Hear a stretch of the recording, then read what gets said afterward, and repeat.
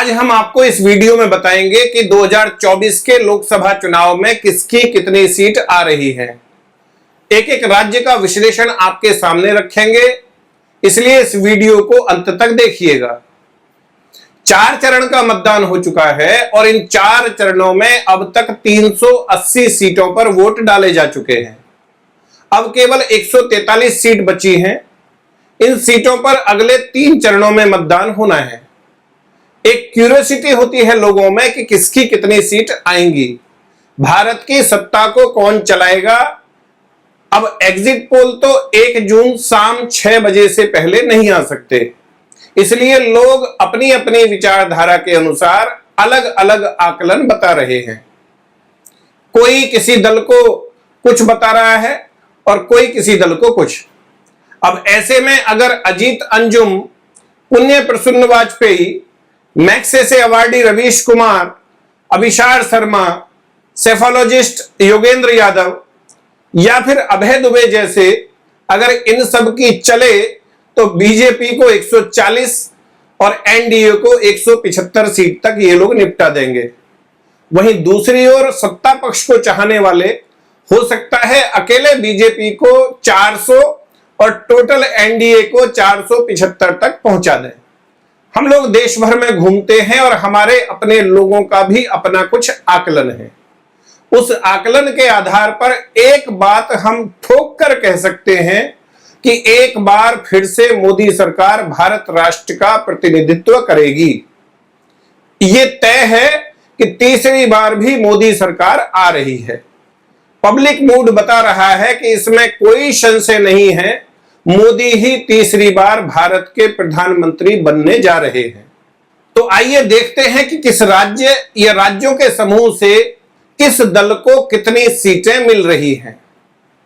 सबसे पहले पूर्वोत्तर की बात कर लेते हैं और 2019 को बेस मानकर अकेले बीजेपी की बात कर लेते हैं।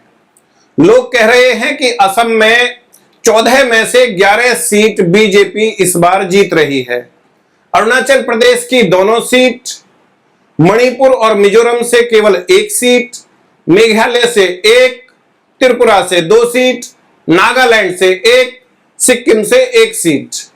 यानी 2019 में असम सहित पूरे पूर्वोत्तर से जहां 19 सीट थी, इस बार 18 सीट आने का अनुमान है। साथ ही हम सभी राज्यों के बेस्ट केस और वर्स्ट केस पर भी बात कर लेते हैं। बेस्ट केस पूर्वोत्तर से 19 सीट और वर्स्ट केस 17 सीट आएंगी। तो ये तो बात थी पूर्वोत्तर राज्यों की। अब हम बात कर लेते हैं रिलेटिवली स्टेबल स्टेट्स की, जहां कमोबेश 2019 की ही स्थिति रहने वाली है। सबसे पहले बात करते हैं मध्य प्रदेश की। मध्य प्रदेश में 2019 में जहां 29 में से 28 सीट बीजेपी की थी, इस बार भी वहां उतनी ही सीट रहने वाली हैं। No profit no loss. Gujarat no discussion required on Gujarat, 26 out of 26। Uttarakhand 5 में से 5 थी पिछली बार, इस बार भी 5 में से 5 ही आने वाली हैं, so no change. Himachal Pradesh 4 seat थी, इस बार भी 4 ही रहने वाली हैं। जम्मू कश्मीर 5 में से 2 सीट थी और दोनों ही इस बार भी रहेंगी। हां, लद्दाख 1 सीट जो है वो टफ फाइट वाली है, आ भी सकती है, नहीं भी आ सकती है। फिलहाल हम सेफर साइड 0 मान लेते हैं। इसी प्रकार पंजाब 13 में से 2 सीट थी और वही 2 सीट इस बार भी रहने वाली हैं। वर्स्ट केस में 1, परंतु वोटों के बंटवारे के कारण बेस्ट केस में पंजाब में 5 सीट तक भी जा सकती हैं। चंडीगढ़ 1 थी, 1 ही रहेगी। पुडुचेरी न पहले थी न इस बार, लक्षद्वीप न पहले थी न इस बार, दोनों स्टेबल। केरला भी बहुत हुआ तो 1 सीट बीजेपी की आ सकती है, वरना तो पहले की तरह ही 0। हां, कई सीटों पर फाइट अच्छी हुई है।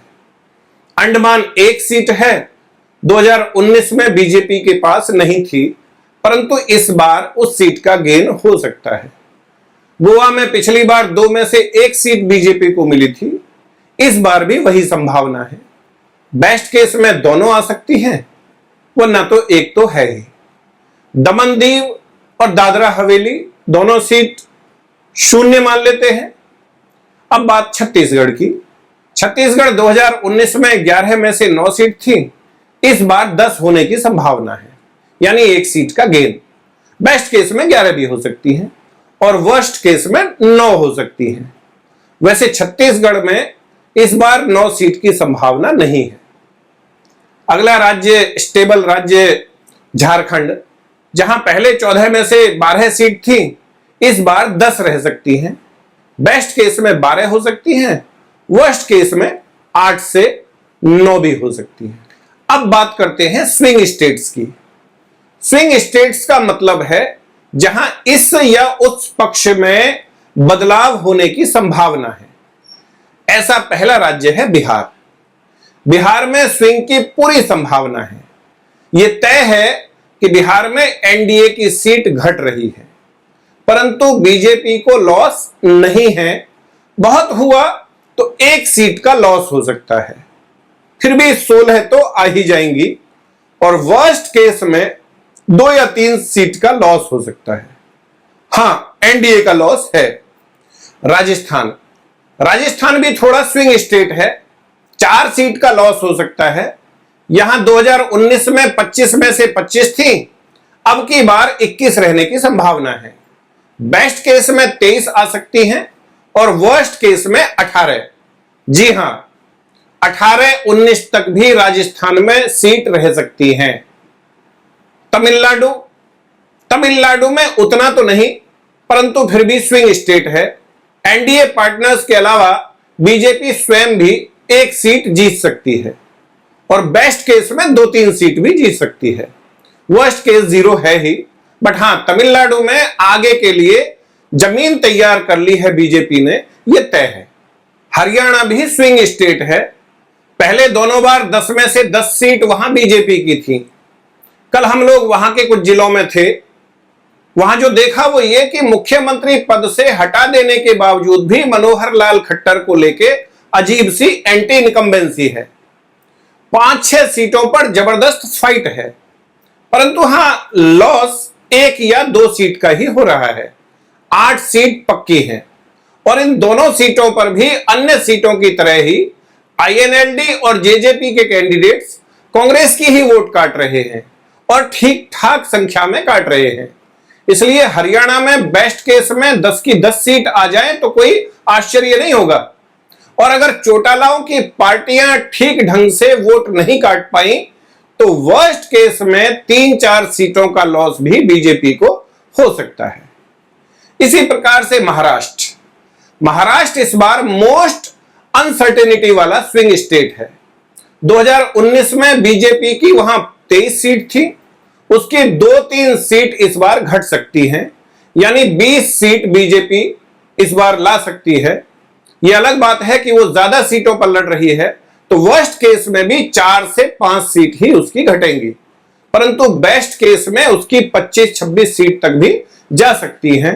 हां, यह तय है कि एनडीए की सीट निश्चित रूप से घटेंगी। अगला स्टेट तेलंगाना।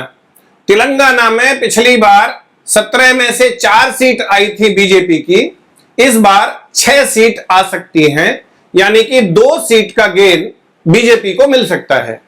अब बात पश्चिम बंगाल की। पश्चिम बंगाल इस बार जबरदस्त स्विंग वाला स्टेट होने वाला है। बेस्ट सिनेरियो में इस बार बीजेपी की 25 से 26 सीट तक भी आ सकती हैं, परंतु हम यहां 23 सीट आती हुई देख रहे हैं, यानी 4 सीट का गेन, और वर्स्ट केस में यहां 19 सीट रह सकती है। इस बार कर्नाटक भी स्विंग स्टेट है और थोड़ी माइनस स्विंग दिख रही है बीजेपी के लिए। 2019 के मुकाबले बीजेपी को 4-5 सीट का लॉस रह सकता है, 20 सीट मान लेते हैं, परंतु इस बार जेडीएस साथ होने से उनका वोट प्रतिशत बढ़ेगा, तो जितना नेगेटिव स्विंग से घटेगा उतना ही जेडीएस से कवर हो जाएगा।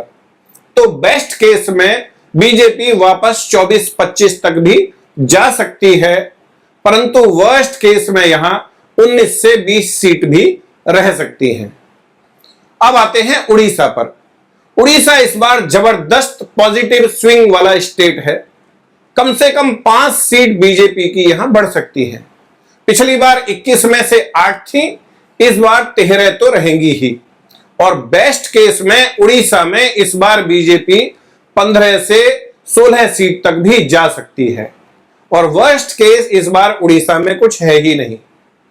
आंध्र प्रदेश में भी स्विंग हो सकती है, 1-2 सीट बीजेपी को मिल सकती हैं, हम एक गिन लेते हैं। परंतु इतना तय है कि टीडीपी यहां बहुत अच्छा करने जा रही है। और अगर राज्यों में, बाकी राज्यों में घटक दलों के खराब प्रदर्शन के कारण कहीं एनडीए घटेगा तो टीडीपी, आरएलडी और कुछ अन्य दल उसे पूरा कर लेंगे। जेडीयू घट सकता है बिहार में, शिवसेना भी घट सकती है। परंतु शिवसेना के साथ जो प्लस पॉइंट है वो ये कि शिवसेना प्लस एनसीपी दोनों ही अब एनडीए का भाग हैं, जिसमें शिंदे गुट भी, अजीत पवार गुट भी। तो फिर ये सब मिलकर लगभग 50 सीट एनडीए प्राप्त कर ही लेगा। अब आते हैं मोस्ट इंपॉर्टेंट राज्य उत्तर प्रदेश पर। ना तो ये स्टेबल स्टेट इसे कह सकते हैं और ना ही अभी ये तय हो पा रहा है कि ये स्विंगिंग स्टेट है। दरअसल उत्तर प्रदेश इस बार जबरदस्त बैटल ग्राउंड स्टेट है। Caste factor, anti incumbency, pro incumbency, Modi factor, Yogi factor, Ram Mandir factor, सारे फैक्टर यहां हैं। अगर किसी एक राज्य में राम मंदिर बहुत बड़ा फैक्टर है तो वो उत्तर प्रदेश में ही है। यूपी में बीजेपी के विरोध में जबरदस्त ध्रुवीकरण की हवा चल रही है। एमवाई समीकरण पूरी तरह से एकजुट है सपा के पक्ष में। सपा ने पूरे उत्तर प्रदेश में इस बार कास्ट कॉम्बिनेशन के हिसाब से कैंडिडेट उतारे हैं। शाक्य, कुर्मी, बिंद, सोनकर, हरिजन, ब्राह्मण, राजपूत, पूरी तरह जातिगत समीकरणों को सीटवार साधने की कोशिश की है। जबरदस्त बैटल देखने को मिल रहा है। परंतु राष्ट्रवाद, मोदी, योगी और यहां तक कि अमित शाह का क्रेज भी लोगों के सर चढ़कर बोल रहा है।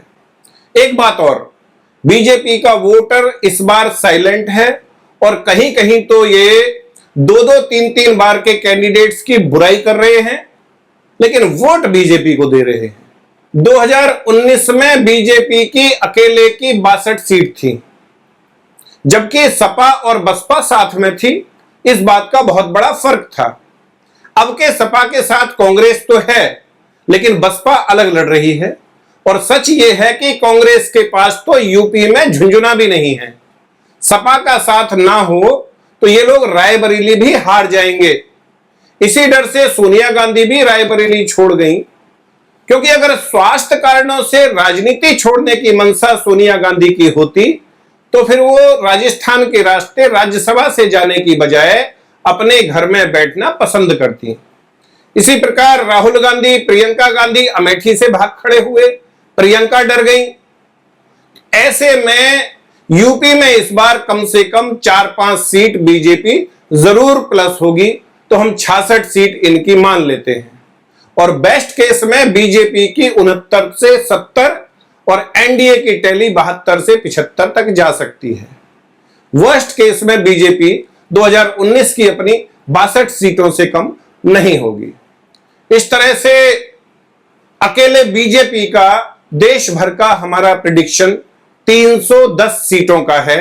नेताओं की अंदरूनी कलह के कारण लगभग हर सीट पर सांसदों और स्थानीय नेताओं से जबरदस्त नाराजगी के कारण और इसके अलावा युवाओं में आर्मी की अग्निवीर योजना के प्रति भारी नाराजगी के कारण वर्स्ट केस में भी बीजेपी 285 सीट तो प्राप्त कर ही रही है।